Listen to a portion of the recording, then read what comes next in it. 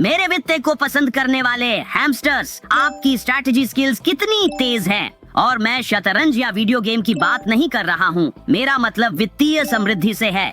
मैंने एक वीडियो ढूंढा है जो संपत्ति बढ़ाने के लिए एक दिलचस्प रणनीति को समझाता है। भले ही आप पहले से ही अपने आय को बढ़ाने के बहुत से तरीके जानते हो, एक और तरीका नुकसान नहीं करेगा, है ना? तो चलिए सुनते हैं। तो मान लें मैं 25 साल का हूँ, मैं हर महीने 50,000 कमा रहा हूँ और मैं कहता हूँ मैं करोड़पति बनना चाहता हूँ। आप मुझे किस प्रकार की वित्तीय योजना दिखाएंगे? यदि आप हर महीने 15,000 रुपए 15 साल के लिए बचाते हैं मिलाकर, और यदि हम 15% रिटर्न का रेट मान लें, तो आपने अपना पहला करोड़ कमा लिया होगा। आपका पहला करोड़ अगले 8 साल में दूसरे करोड़ में बदलेगा और दूसरा करोड़ सिर्फ 3 साल में तीसरे करोड़ में बदल जाएगा। 5वें करोड़ से शुरुआत करते हुए शारन, आप हर साल 1 करोड़ जोड़ना शुरू करते हैं। फिर यदि आप वास्तव में आगे बढ़ना चाहते हैं तो बेशक सीधे स्टॉक पोर्टफोलियो बनाना शुरू करें। यदि आपने बाजार में पर्याप्त सीख लिया है और जब आपने पर्याप्त धन कमाया हो, मैं अभी भी कहूँगा पर्याप्त धन क्या है? मेरी समझ में कम से कम $5 लाख है। इसके बाद आप कुछ PMS विकल्पों की जांच करना शुरू कर सकते हैं। यह एक अधिक जोखिम वाला म्यूचुअल फंड जैसा है, बिल्कुल, जिसका न्यूनतम रेगुलेटरी टिकट साइज 50 लाख का होता है। मेरी राय में यह एक उत्कृष्ट रूप से निर्मित रणनीति है, विशेष रूप से यह देखते हुए कि 1 करोड़ 10 मिलियन रुपए के बराबर है।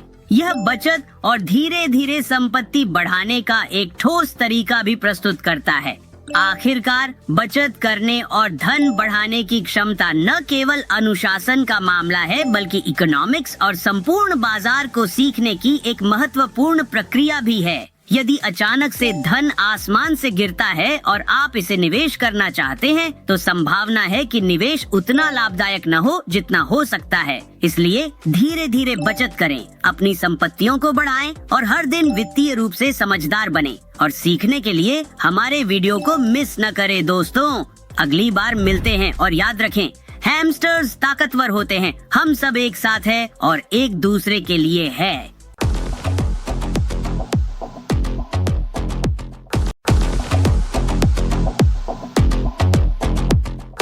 हेलो मेरे वित्तीय लाभ खोजने वाले हैमस्टर्स, हम में से हर कोई रोजाना पैसों से डील करता है ना? लेकिन वास्तव में उस पैसे के चलने की हमारी समझ कितनी गहरी है? हाँ, हमें समझ आता है कि आप इससे चीजें खरीद सकते हैं, लेकिन अगर हम इकोनॉमिक सिस्टम के काम करने के तरीके पर गहरी नजर डालें तो क्या होगा? आज मेरे पास एक एक्सपर्ट का एक जबरदस्त वीडियो है जो इसे समझने में मदद करेगा। आप सब आराम से बैठे हैं, चलिए शुरू करते हैं। जाने से पहले आपको क्या लगता है कि पैसों के बारे में सबसे महत्वपूर्ण बात क्या है जो लोग नहीं समझ पाते हैं? ओह, मुझे लगता है कि मैं इस पर कहना चाहूँगा कि लोग इकोनॉमिक सिस्टम के काम करने के तरीके को नहीं समझते, और इसका कारण ये है कि सौभाग्य से या दुर्भाग्य से, बल्कि दुर्भाग्यवश, लोगों को वित्तीय रूप से अज्ञानी रखना फायदेमंद है, लोगों को गरीब रखना फायदेमंद है। और आप यह सुनकर कह सकते हैं, जसप्रीत आप किस बारे में बात कर रहे हैं? यह बहुत बुरा, नकारात्मक और दुष्ट लगता है। खैर, अगर आप इकोनॉमिक सिस्टम को समझते हैं, जो कुछ ऐसा है जैसा मैं चाहता हूँ कि स्कूल सिस्टम यह सिखाए, हमारा इकोनॉमिक सिस्टम खर्च पर चलता है। हाँ, इसका मतलब है कि जितना अधिक पैसा आप खर्च करते हैं, किसी और को उतना अधिक पैसा मिलता है। अगर आप अपना पैसा खर्च नहीं करते और आप अपना पैसा बचाते हैं और अन्य सभी लोग भी ऐसा ही करने लगते हैं, तो हमारा पूरा इकोनॉमिक सिस्टम विफल हो जाएगा।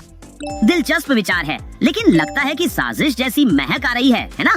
पैसा बचाना एक अच्छी आदत है, समझदारी से निवेश करना तो उससे भी अच्छा है, लेकिन मुझे लगता है कि खर्च का भी अपना महत्व है, वरना हम इसे बना ही क्यों रहे हैं, है ना? यह निश्चित रूप से चर्चा करने लायक विषय है।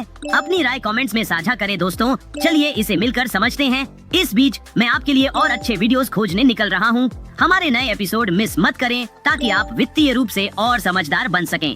बाद में मिलते हैं दोस्तों, और याद रखें, हैमस्टर्स ताकतवर होते हैं, हम सब एक साथ हैं और एक दूसरे के लिए है।